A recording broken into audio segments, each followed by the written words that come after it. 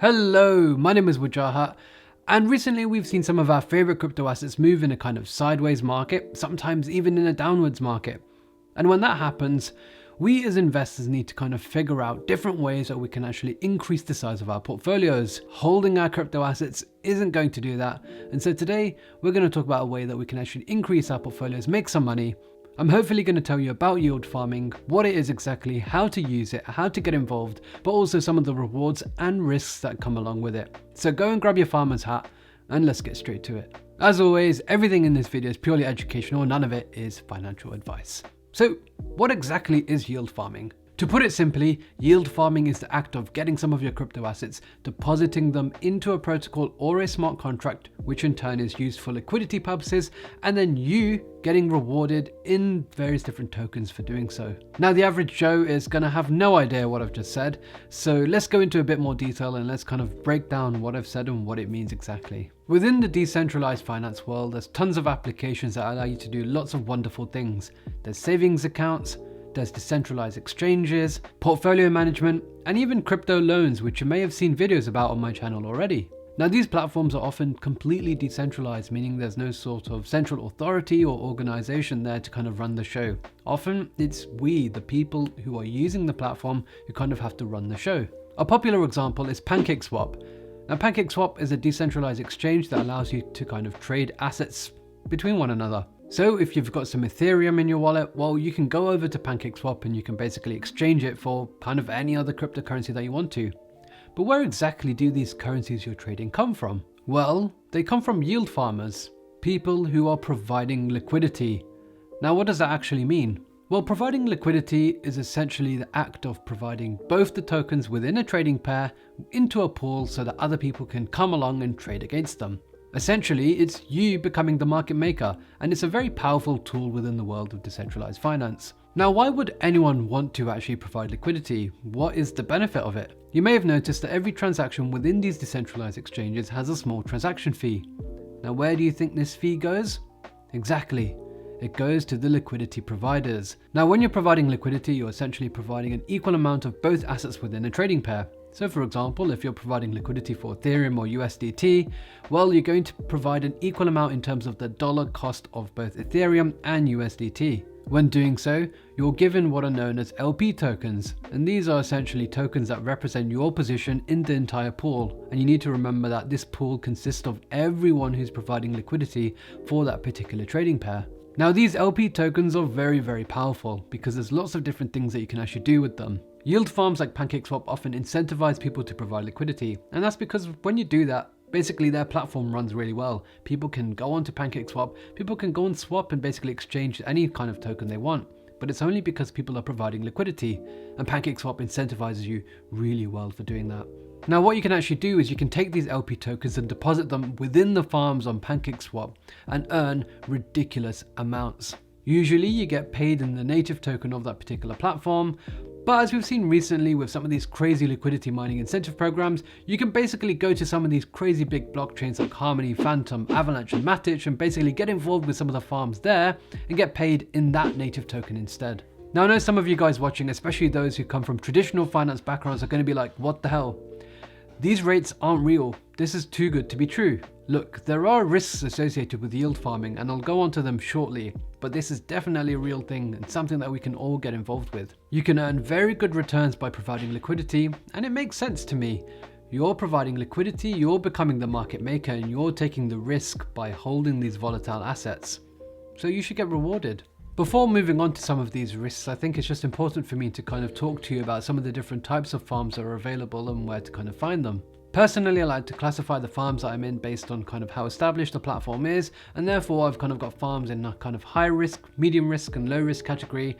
But of course this is subjective, and I guess farms could be kind of in between as well. As you can imagine, I think the safest farms are the most established, and you've probably heard of some of them already. PancakeSwap, Mirror Protocol, Aave and Curve Finance are probably some of the safest and most established farms out there. I mean, these protocols have literally got billions of dollars in them now, and they've been around for quite a long time. Now, of course, they can still have issues, but I think generally you're not going to have any issues with them. They've been audited significantly, and I think they are the safest farms to be involved with. We then have some of the mid-risk farms, and I'd classify these as being the ones on Matic, Avalanche, and recently some crazy ones that have come out on Harmony. Now, because some of these are quite new, I put them in mid-risk, even though some of them have got hundreds of millions of dollars locked into their protocol.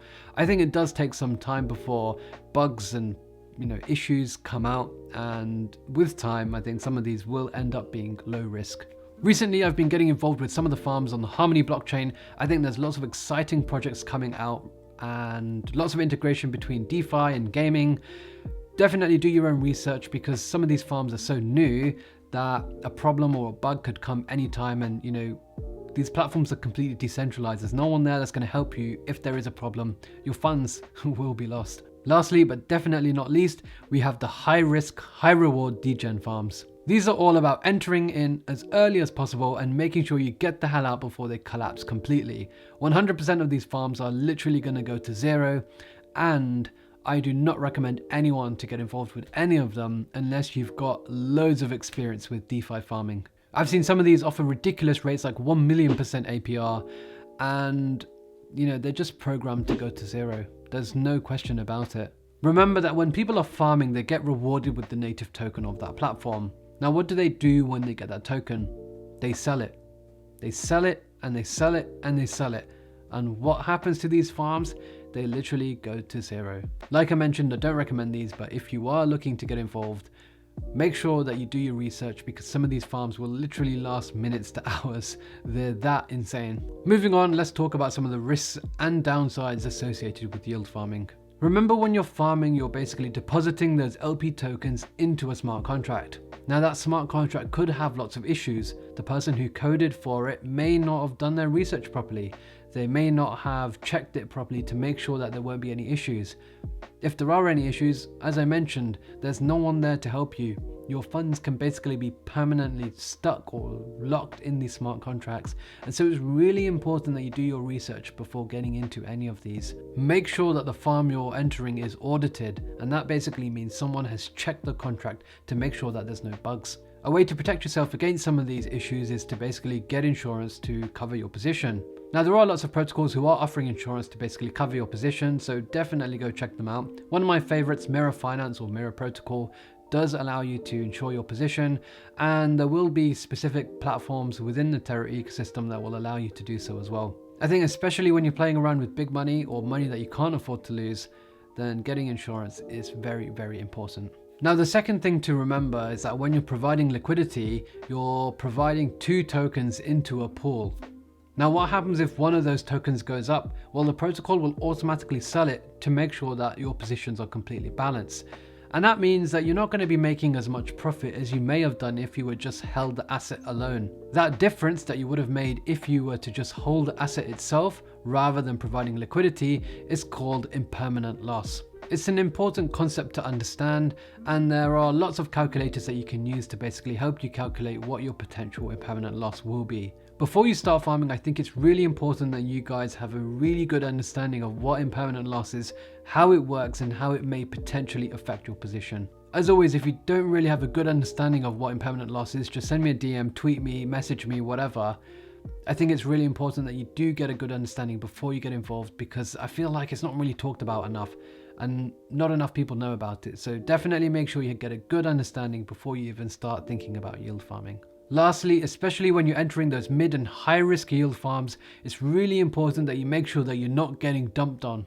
Now, in most cases, this only refers to those ridiculous high-risk degen farms that offer 100,000 to 1,000,000% APRs. But you need to go and see who's holding the token. You need to look at the distribution. You need to look at how many people are in this farm. And all of these different metrics together will give you an overall picture of whether or not you should be going into a farm or not. If there's someone who's holding like 40% of the total supply, remember that they can sell and dump those tokens instantly and you'll get wrecked. Do your own research and you'll be fine. So all in all, I think yield farms are a great way to get involved with DeFi, a great way to earn passive income, and a great way to put your cryptocurrencies to work so you can make some positive cash flow. I think yield farming is something that not enough people are utilizing, but I'm sure that won't be the case in the near future. That's all I've got for you today. If you like this sort of content, make sure you smash the like button, subscribe to the channel, and of course I'll be back with another video soon.